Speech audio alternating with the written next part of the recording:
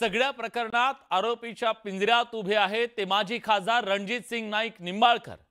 आणि हेच निंबाळकर पुन्हा एकदा अडचणीत सापडलेत, कारण निंबाळकरांवर कुटुंबाचा छळ केल्याचा गंभीर आरोप दोन मुलींनी केला आणि त्या दोन मुलींनी सुद्धा आत्महत्या करण्याचा प्रयत्न केला होता।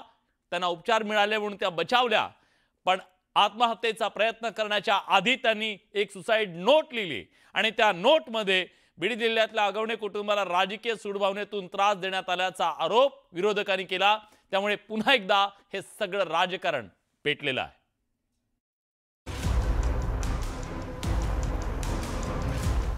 आरोप पहिला, फलटणमध्ये महिला डॉक्टरची आत्महत्या, पीएकडून दबाव टाकल्याचा आरोप। आरोप दुसरा, आगवणे कुटुंबातील तरुणीचा आत्महत्येचा प्रयत्न, राजकीय सुडापोटी कुटुंबाचा छळ केल्याचा आरोप। आरोप तिसरा, बावधनमध्ये विवाहितेचा मृत्यू, पीएम रिपोर्ट बदलल्याचा आरोप।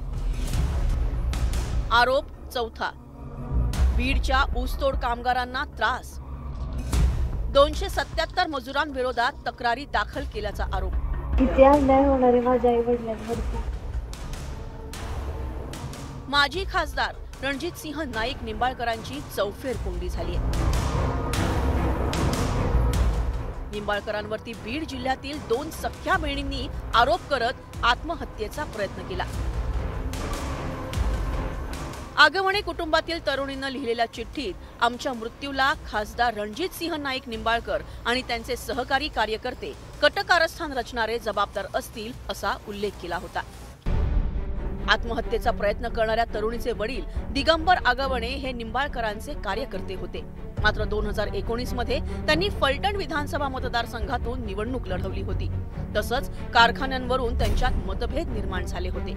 त्यानंतर कुटुंबाचा छळ सुरू झाल्याचा आरोप तरुणीनं केलाय। खासदार साहेब, मी माझ्या आई वडिलांचं काय चुकलं असेल तर माफी मागते, हे सगळं थांबवा अशी विनंती तिने पत्रातून केली।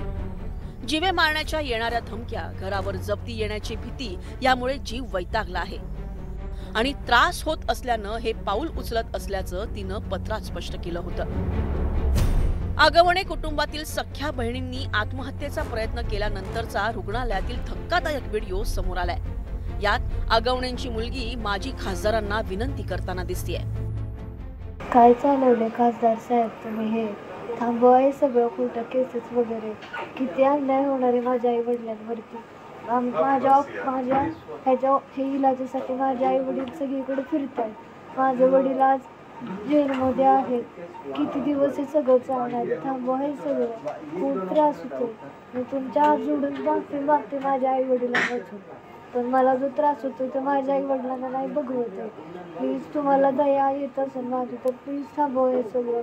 खरंच मला बी खूप त्रास होतो आणि आमच्या आई वडिलांना आमचा त्रास पण नाही बघवत आहे। आमच्यासाठी जी लोक काम करत होती ती पण आज आमच्यापासून खूप लांब आहे।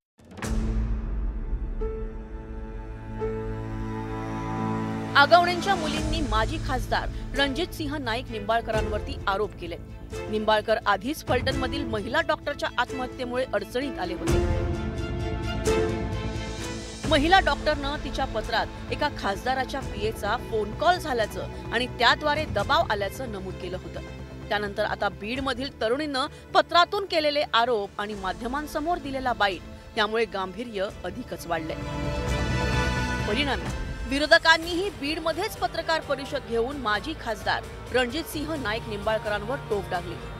निंबाळकरांनी सूडबुद्धीनं केलेल्या कारवाईमुळे पीडित मुलीचे वडील 3 वर्षापासून जेलमध्ये असल्याचा आरोप करण्यात आलाय। खासदार कशा पद्धतीने वागतोय हे आज महाराष्ट्राला कळायला लागलंय। आगवणे कुटुंब जे विधानसभा लढलंय त्याचे काय हाल, त्याच्या घराची लाईट पाणी बंद केलं, त्याच्या मुली त्यांनी आत्महत्या करायला सुसाईड करायचा प्रयत्न केला, त्या आगवणेनं सुसाईड अटेम्प्ट केला, त्याची बायको फरार, त्याच्या घराला लाईट नाही पाणी नाही। आपण नेमकं महाराष्ट्रात राहतोय का नाही? मेहबूब शेख यांच्यानंतर ठाकरेंच्या शिवसेनेच्या नेत्या सुषमा अंधारेंनी पुण्यात पत्रकार परिषद घेऊन माजी खासदार निंबाळकरांवरती टोक टाकली। यावेळी आगवण कुटुंबानं त्यांच्यावरील अन्याय चव्हाट्यावर मांडला।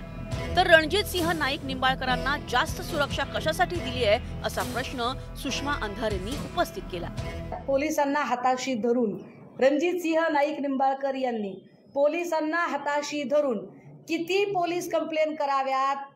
1, 2, 3, 5, 10, 25, 50, 75, 100, 125, 277 पोलीस कंप्लेंट केल्या। होय दादा, शॉकिंग आहे ना? 277 पोलीस कंप्लेंट रणजित सिंह नाईक निंबाळकर यांनी पोलिसांना हाताशी धरून केल्या। 9 ऑगस्ट 2022ला माझ्या पतीवरती एका गुन्ह्यामध्ये चौकशीसाठी बोलवलं, दिवसभर बसवलं आणि 5 वाजता अरेस्ट म्हणून सांगितलं, जे की त्याच्यात इंट्रीम बेल होता। आणि त्यांनी म्हणजे प्रशासनाचा आणि सत्तेचा पुरेपूर फायदा घेऊन आमच्यावरती 25 गुन्हे दाखल केलेत। हे रीतसर गुन्हे आहेत। प्रत्येक केसमध्ये बेल होणार, MCR झाला की बेल घेणार की लगे दुसरा गुन्हा दाखल। बीड आणि पुण्यात पीडित कुटुंब माध्यमासमोर आले, तर सातारा जिल्ह्यातील बावधन गावात राहणाऱ्या पंचागणे कुटुंबानं साताऱ्याच्या ऑडिशनल SP वैशाली कडूकर यांची भेट घेतली।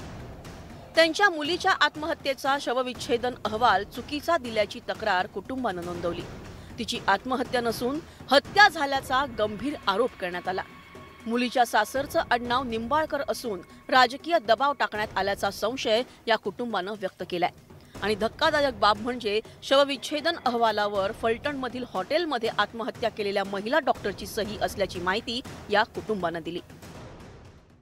माझ्या मुलीने आत्महत्या केलेली नाही, तिचा खून झाला। नेमकं काय प्रकरण होतं जरा थोडक्यात? काय कधीचा विषय आहे? काय हा 17 ऑगस्ट दिवशी आम्हाला फोन आला तिच्या घरून, तिच्या पतीचा, की दीपाली सिरियस आहे, चक्कर येऊन पडली आणि बेशुद्ध झाली, तिला राऊत हॉस्पिटलला फलटणमध्ये ऍडमिट केले, तर तुम्ही आत्ताच्या आत्ता सगळे या। तर आम्ही इथून निघालो, आम्ही गेलो सगळे तिथं।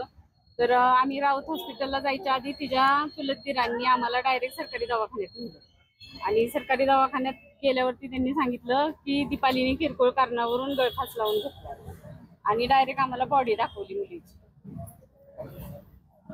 पण मला पूर्ण खात्री आहे माझी मुलगी गळफास घेऊ शकत नाही, माझी मुलगी खूप धाडसी। बावधन गावातील पंचगणे कुटुंबाचा आरोप, बीडमधील आगवणे कुटुंबाचा आरोप, बीडमधील महिला डॉक्टरची फलटणमधील आत्महत्या या सर्वांच्या केंद्रस्थानी माजी खासदार रणजित सिंह नाईक निंबाळकर असल्यामुळे भाजपच्या प्रतिक्रियेकडे सगळ्यांचं लक्ष लागलं होतं। माननीय देवेंद्र फडणवीसजी हे सच्च्या पद्धतीने या आमच्या बहिणीला न्याय देतील आणि कोणी असो, माननीय मुख्यमंत्र्यांनी काल स्पष्ट केलं आहे, पण या प्रकरणामध्ये, या खून प्रकरणामध्ये कोणी असो, आत्महत्या प्रकरणामध्ये त्या ठिकाणी त्याला जेरबंद मुख्यमंत्री करतो।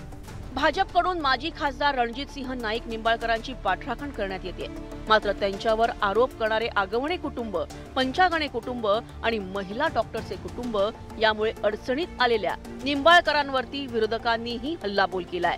संतोष गोरे, न्यूज 18 लोकमत, मुंबई।